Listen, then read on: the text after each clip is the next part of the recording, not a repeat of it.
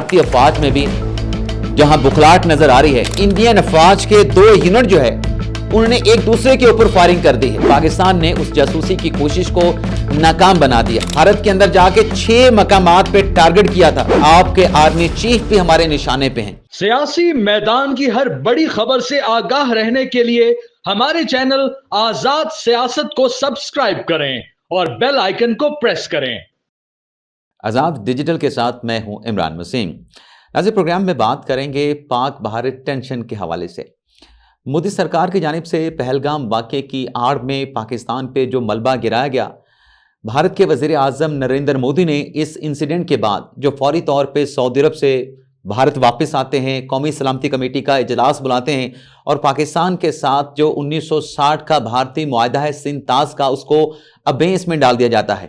پاکستان کے سفارتکاروں کو ناپسندیدہ شخصیت قرار دے کے بھارت سے بے دخل ہونے کا، نکالنے کا حکم صادر کر دیا جاتا ہے۔ لیکن ناظرین، اب تک جو پاکستان کی جانب سے بھارت کی اس شر پسندی پہ، بھارت کی جانب سے رچائے گئے اس ڈرامے کا اب تک جو جواب دیا گیا ہے، اس کے جو رزلٹ ریکارڈ پہ آئے ہیں، سفارتی محاذ اور سفارتی محاذ کے ساتھ ساتھ اب دفاعی میدان میں بھی بھارت کو ناکامی کا سامنا کرنا پڑ رہا ہے۔ اور بظاہر ایسا لگ رہا ہے کہ مودی سرکار نے یہ جو ملبہ پاکستان پہ پہلگام واقعے کا گرانے کی کوشش کی ہے، مودی سرکار کو بھارتی حکومت کو لینے کے دینے پڑ گئے ہیں۔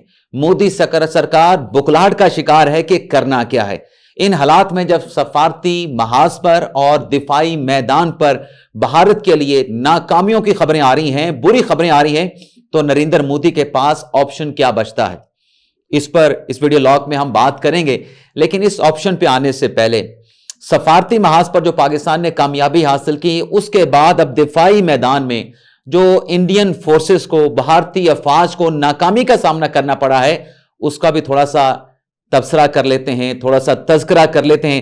سب سے پہلے تو آپ یہ دیکھیں کہ سیانے یہ کہتے ہیں کہ جب آپ کسی لڑائی میں گھس جاتے ہیں، جب آپ لڑائی کا آغاز کر دیتے ہیں، تو اس میں یہ نہیں ہو سکتا کہ دوران لڑائی آپ اپنے گھوڑوں کو تبدیل کرنا شروع کر دیں۔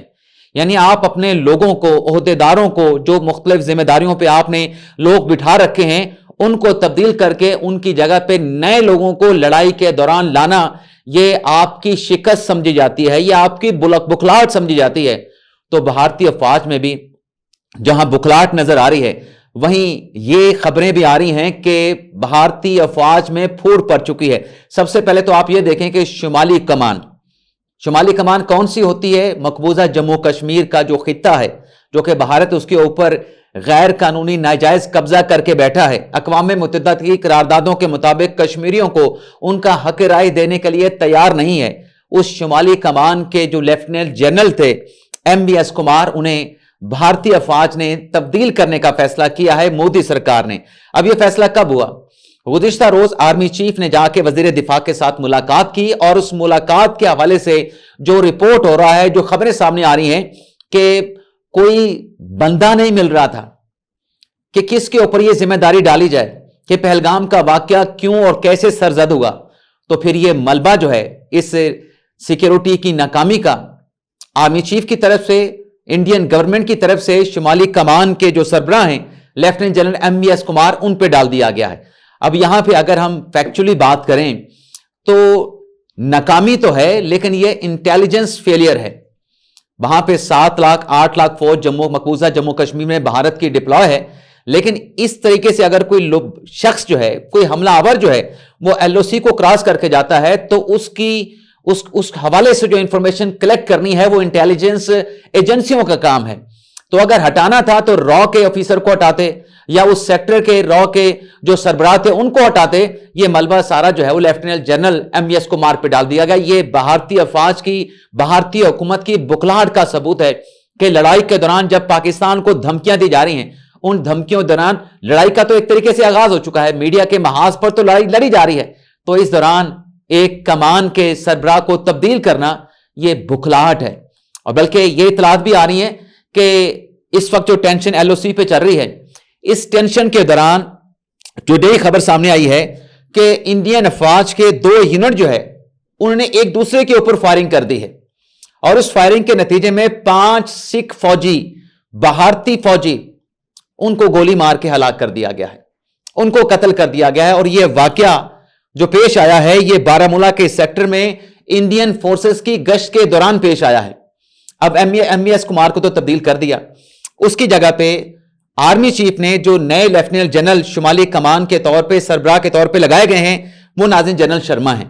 अब जनरल शर्मा ने जाके वहां पे जब जिम्मेदारी संभाली है, अपनी यूनिट के अफसरान और जवानों के साथ जो मुलाकात की है, उस मुलाकात में जनरल शर्मा को जो अफसरान और जवानों का जो जज्बा था उस हवाले से शदीद मायूसी का सामना करना पड़ा, क्योंकि अफसरान और जवान ने उनसे जो सवाल पूछे सिक्योरिटी फेलियर के हवाले से और खास तौर पे इंटेलिजेंस फेलियर के हवाले से, नए लेफ्टिनेंट जनरल शर्मा उनके अफसरान के और जवानों के सवालात का जवाब नहीं दे सके। और इसके अलावा अब भारत सफारती नाकामी, दिफाई नाकामी, उसके बाद भी अपनी शरंगेजी से, अपनी शरपसंदी से, अपनी शरारतों से बाज नहीं आ रहा, धमकियां दी जा रही हैं। और दूसरी तरफ भारत क्या कर रहा है, अगर आपने करना है तो चलो शुरू करें, बिस्मिल्लाह करें। आपके ऊपर इंटरनेशनल प्रेशर मौजूद है, आपके ऊपर आपकी इंडियन अवाम का प्रेशर मौजूद है, तो अब आप जो है वो दोहरे दबाव का शिकार हैं। आपको इंटरनेशनल दबाव में यह कह दिया गया है कि अगर आपने हमला किया तो पाकिस्तान आपके एक हमले के जवाब में, एक स्ट्राइक के जवाब में जो रिस्पॉन्ड करेगा वो ज्यादा सख्त जवाब होगा। अब आप देखें कि एलओसी पर जासूसी के लिए भारत की तरफ से जो कॉर्ड कैमरा भेजा गया, वो कॉर्ड कैमरा भी पाकिस्तान की अफवाज ने उसको मार गिराया है। जासूसी की कोशिश की जा रही थी, लेकिन पाकिस्तान ने उस जासूसी की कोशिश को नाकाम बना दिया। और जो पुलवामा 2019 में जो भारत की तरफ से पाकिस्तान में बालाकोट में आके स्ट्राइक की गई, उसके बाद जो पाकिस्तान ने रिस्पॉन्ड किया था उसकी डिटेल अब मंजर आम पे आ रही है कि उस वक्त जब पाकिस्तान ने 6 टारगेट्स को एक के मुकाबले में, यानी इंडियन फोर्सेस ने तो बालाकोट को निशाना बनाया था, लेकिन पाकिस्तान ने भारत के अंदर जाके 6 मकामात पे टारगेट किया था।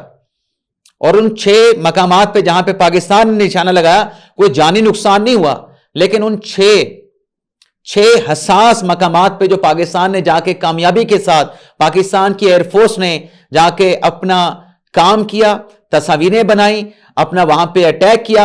उसके बाद उसी जगह के 500 मीटर के फासले पे जो ब्रिगेड हेडक्वार्टर था इंडियन फोर्सेस का, वहां पे आर्मी चीफ भी, इंडियन आर्मी चीफ भी मौजूद थे।